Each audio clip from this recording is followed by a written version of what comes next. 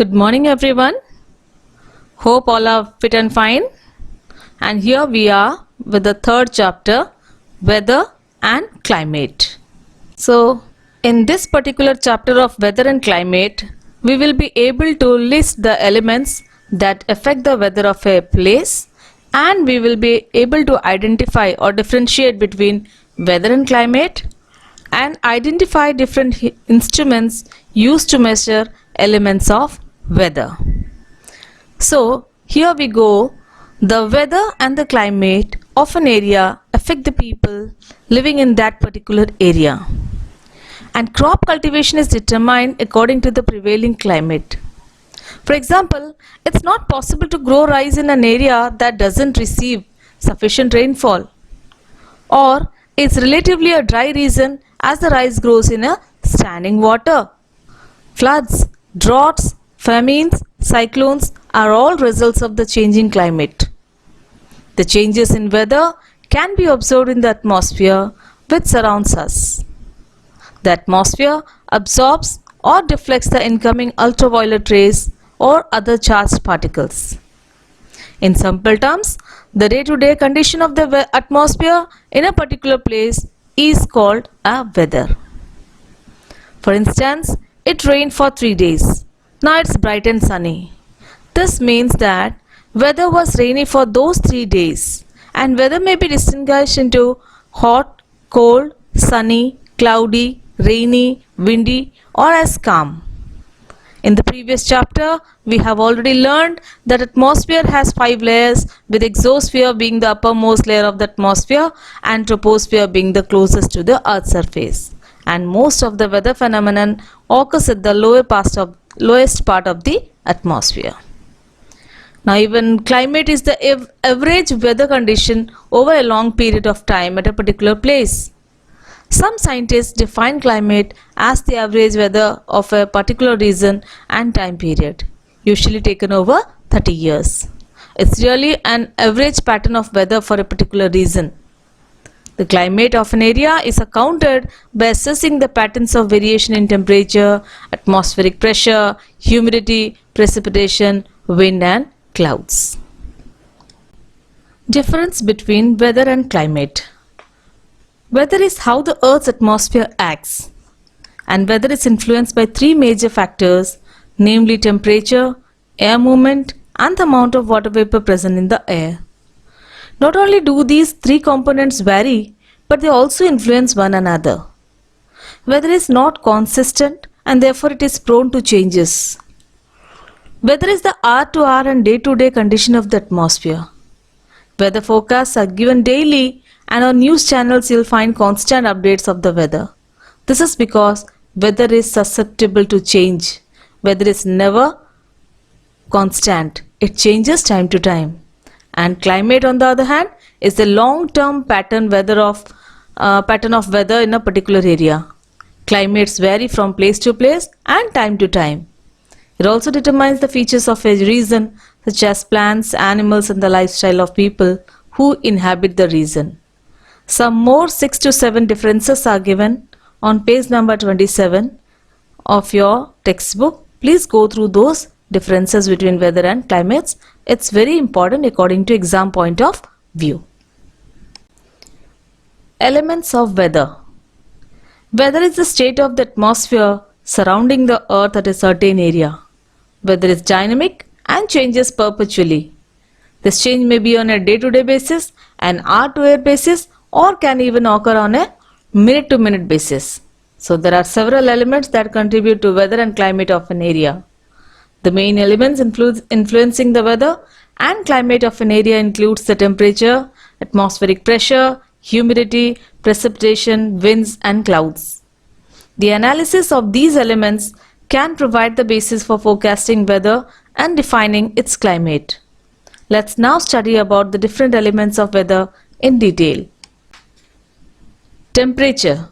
Temperature is a measurement of the atmosphere with respect to heat and cold. Temperature is considered to be a crucial element for defining the weather conditions, as it is influencing other basic elements such as precipitation, humidity, clouds, and atmospheric pressure. Some places have nearly the same temperature throughout, while in other places the temperature may vary on day-to-day basis. So this depends on where the sun's ray hit the surface of the earth. Therefore, it can be said that earth is tilted in relation to the sun. A part of the earth is always tilted away from the direction of the sun. The part which receives direct sunlight will receive more temperature, whereas which is completely opposite of the sun, then it is receiving less temperature. So the equator divides the earth into two equal halves, where you can find the areas located near this imaginary line are always warmer because they receive constant rays of the sun. However, the area farthest from the equator will change with the seasons. In winter it will become really cold, and similarly in summers it will be really hot. And temperature is a very important factor in determining the weather because it influences or controls other elements of the weather such as precipitation, humidity, clouds and atmospheric pressure. Atmospheric pressure. It is defined as the force per unit area exerted against the surface by the weight of air above the surface in the Earth's atmosphere. Atmospheric pressure simply refers to the heaviness or weight of air in the atmosphere. Temperature affects atmospheric pressure, and you'll find that the areas having high temperature will always have low pressure, while the areas having low temperature will have high pressure.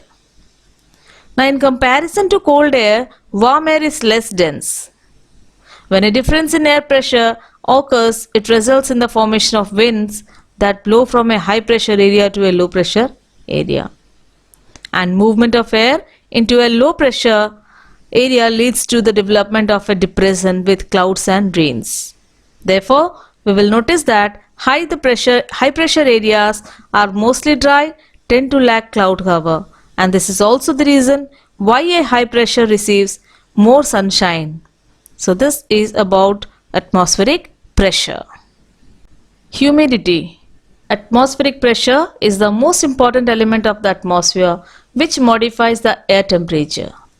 Humidity is the measurable amount of moisture in the air of the lowest atmosphere. The moisture comes from water on the ground, and as the water is heated it turns into a gas called water vapor. Air is considered saturated when it is full of water vapor. Humidity indicates the likelihood of precipitation, dew or fog. Like temperature, humidity also varies from area to area and time to time.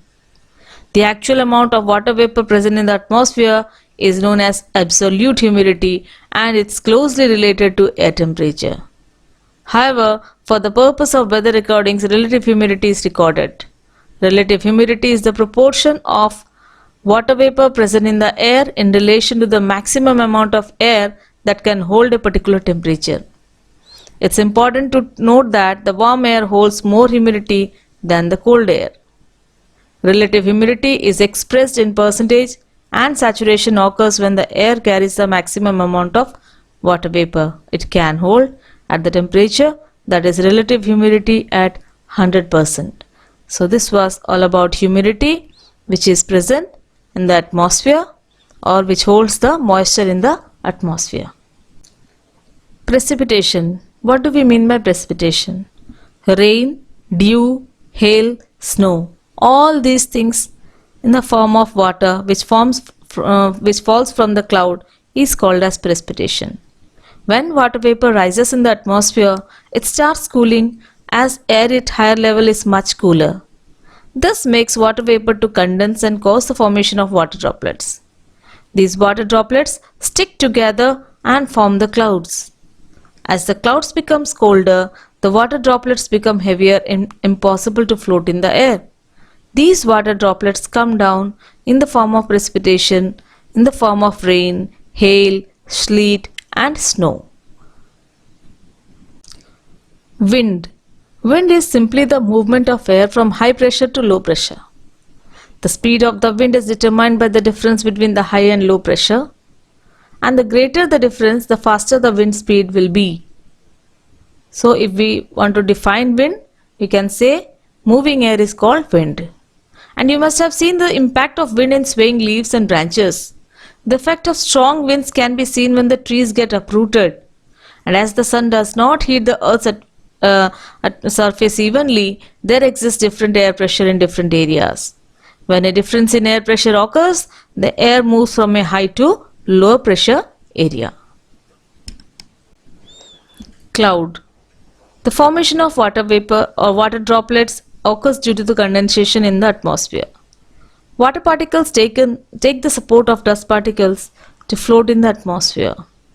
And as mentioned earlier, these water droplets join together to form clouds.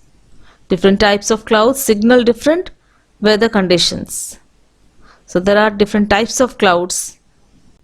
The different types of clouds are being classified on the basis of their height above the ground, appearance from the ground, and are also classified according to certain special characteristics. So first type of cloud is our cirrus cloud. Cirrus clouds are high level clouds that are thin and wispy. They appear during good weather.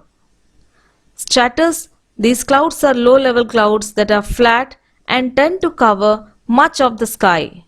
They are grey in color and may produce light rain or drizzle. Cumulus. Cumulus clouds are low to mid-level clouds. They are big, white, puffy and beautiful clouds. They usually mean good weather unless they grow really tall and turn into cumulonimbus clouds. Nimbus. These clouds are low, dark grey clouds that bring rain. So this was all about our types of clouds.